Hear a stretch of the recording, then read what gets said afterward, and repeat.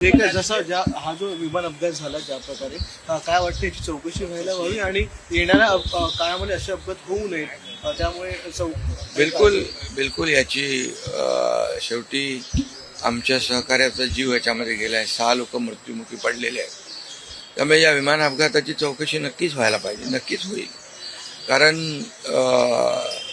यापुढे देखील अशा प्रकारचे अपघात होता कामा नये, यासाठी हे गरजेचं आहे आणि त्यासाठी त्याची चौकशी देखील होईल. थोडक्यात हिंदीमध्ये सर क्या क्या कहोगे अजित पवार जी का निधन हो गया. बहुत ही आज महाराष्ट्र के लिए एक काला दिन कहूँ, एक दुर्भाग्यपूर्ण घटना कहूँ, एक दुखद घटना कहूँ, ऐसी घटना जो हर एक के एक दिल को दुखाने वाली घटना आज महाराष्ट्र में घटी है. हमारे सहयोगी अजीत दादा पवार जी का प्लेन एक्सीडेंट में दुर्दैवी मृत्यु हुई है. ये हमारे लिए बहुत ही बेहद दुखद है और महाराष्ट्र के लिए भी दुखद है. उनके परिवार के लिए तो बहुत ही दुखद है. और अजीत दादा एक स्पष्ट वक्ता के रूप में जाने जाते थे. एक रोक टोक बोलने वाले, देखता हूँ करता हूँ ऐसे शब्द उनके डिक्शनरी में नहीं थे. जो होना है वो तुरंत करते थे, जो नहीं होना है उसे साफ ना कहते थे. लेकिन वो कड़े शब्दों में कहते भी, लेकिन मन के बहुत अच्छे थे और इसका अनुभव मैंने लिया है. उनके उप मुख्यमंत्री कार्यकाल में मैंने मंत्री के रूप में काम किया. मैं मुख्यमंत्री था तभी उन्होंने उप मुख्यमंत्री के रूप में काम किया.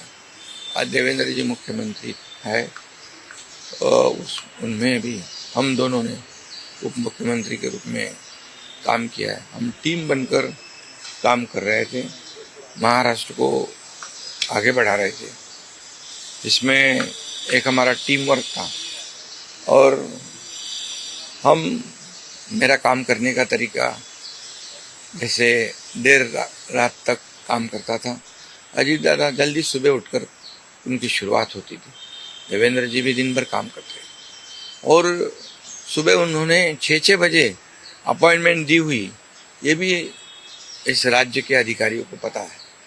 एक समय को बहुत ही महत्व देने वाले, एक कद्दावर, बहुत ही कर्मठ नेता जो है, समय सूचकता रखने वाले नेता जो है, ये नेता हमारे में से अभी नहीं रहे और ये हमारा और महाराष्ट्र का, उनके परिवार का बहुत काफ़ी बड़ा नुकसान हुआ है. उनको कई अलग अलग विभाग जो है उन्होंने काम किया, उस पर उनको अनुभव था. हर एक विभाग की जानकारी लेके वो अपना स्टेटमेंट करते थे, अपना निर्णय लेते थे. मैं मुख्यमंत्री था तब लाडली बहन योजना या कई योजनाएं हमने तीनों ने मिलकर टीम बनकर शुरू कर दी. उसमें भी अजीत दादा ने बहुत ही योगदान दिया हुआ है. और जैसे अर्थव्यवस्था जो है हमारी महाराष्ट्र की, वो उसके बारे में भी कभी कभी बहुत ही रोक टोक मंत्रिमंडल में उन्होंने बताया भी कि हमारी परिस्थिति ऐसी है, हमें कुछ यहाँ इसमें जोड़ तोड़ करनी पड़ेगी. लेकिन जब जो चीज़ करनी ही है, जो समाज के लिए आवश्यक है, उसमें कभी भी उन्होंने हाथ पीछे नहीं खींचा. अर्थमंत्री होने के नाते उन्होंने काफ़ी योगदान दिया है. मेरे से वो राजनीति में भी अनुभवी थे और उम्र से भी मेरे बड़े थे. एक टीम हमारी थी, एक टीम का एक हिस्सा अभी नहीं रहा है और एक बड़ा भाई हमारे में से गया है, ऐसी भी हमारी भावना है. इसलिए मैं उनको बहुत दुख भरी श्रद्धांजलि अर्पित करता हूँ. उनके परिवार को इस दुख से बाहर आने की शक्ति ईश्वर प्रदान करे, ऐसी ईश्वर से प्रार्थना करता हूँ। सर, 8 बार उप मुख्यमंत्री रह चुके हैं। आपके कुछ दिन पहले उनके साथ महाराष्ट्र के साथ साथ आपके भाव हो चुके, आपके आंखों में भी नम जैसे आंसू। नहीं, कैसे वो उनका स्वभाव ऐसे था। वैसे बाहर से सबको लगता था बहुत ही कड़क है और रुष्ट है, लेकिन दिल से बहुत काफ़ी वो नम्र थे और निर्मल थे। ये मैंने कई बार देखा है, अनुभव भी किया है। इसलिए ये एक महाराष्ट्र का एक बहुत बड़ा नुकसान उनके जाने से जो भर नहीं आ पाएगा, ये वो। 8 बार मुख्यमंत्री क्या लगता है पूरे इस तरह के हादसे फिर से ना हाँ, बिल्कुल इसकी जो दुर्घटना हुई है इसकी जांच जरूर होगी, क्योंकि ऐसी दुर्घटना पुनरावृत्ति ना हो, दोबारा ना हो, इसलिए जरूर इसकी जांच होनी चाहिए और होगी। 8 बार उप मुख्यमंत्री। बहुत सारी यादें थी, आपके मंत्रिमंडल में भी उप मुख्यमंत्री थे, आज भी जो है।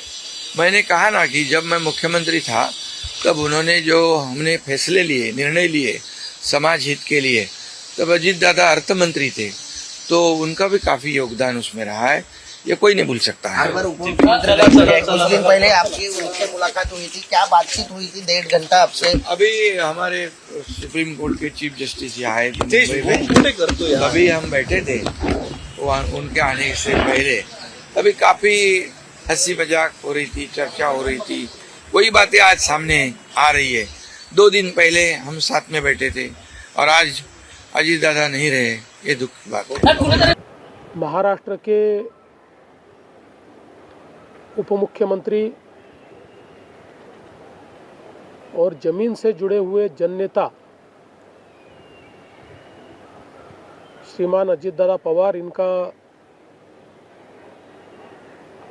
एक विमान के एक्सीडेंट में बहुत ही दुखद निधन हुआ है। इसकी वार्ता आने के बाद समूचे महाराष्ट्र में बहुत ही दुख का वातावरण तैयार हुआ है। हम सभी के लिए इस प्रकार के जननेता को खोना एक अपरिमित इस प्रकार की हानि है। व्यक्तिगत मेरे लिए वो एक बहुत ही दमदार और दिलदार इस प्रकार के मित्र थे और हम दोनों ने साथ में काफ़ी संघर्ष का काल भी देखा है और अब दृढ़ता के साथ महाराष्ट्र के विकास में जब वो योगदान दे रहे थे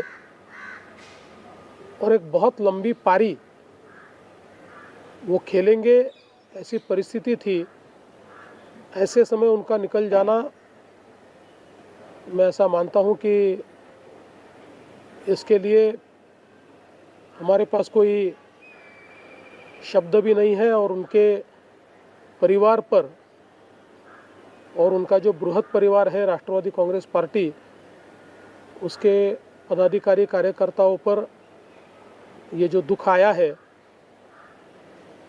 ये सहना बहुत कठिन है। इस दुख की बेला में हम सब लोग उनके साथ में हैं। अभी जो उनका परिवार है वो जब बारामती पहुंचेगा, उसके बाद उनसे चर्चा करके आगे की सारी चीज़ें ज्ञात की जाएगी। मैं उप मुख्यमंत्री एकनाथ जी शिंदे, हम सभी लोग अभी कुछ समय में बारामती जाएंगे और उसके बाद आगे की चीज़ें आप तक हम पहुंचाएंगे। सुबह मैंने आदरणीय प्रधानमंत्री जी को और आदरणीय गृह मंत्री जी को इसकी पूरी जानकारी दी। उन्होंने भी इस घटना पर बहुत दुख व्यक्त किया है। सभी लोग एक प्रकार से शॉक में है और अब आगे की जो भी कार्रवाई है वो जैसे तय होगी वैसे आप लोगों को बताया जाएगा।